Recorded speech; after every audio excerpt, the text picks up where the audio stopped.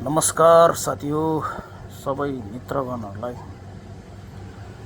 एउटा कुरा भन्नु मन लाग्यो मलाई तपाईहरुलाई।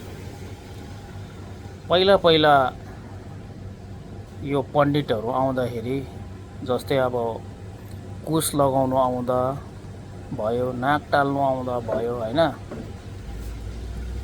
टालेर अब आफूले जति दियो त्यति दक्षिणा लिएर जान्थ्यो। र अहिलेको पण्डितहरु चाहिँ उनीहरुले नै तोकेर माग्छ। म टाढोबाट आएको, मलाई पोसाउँदैन, यति दिनुहोस् न भनेर भन्छ। यो के हो? यो समय बदलेको भन्नु कि न मान्छे बदलेको भन्नु? परिवर्तन चाहिँ के भएको? कमेन्ट गर्नुहोस् ल।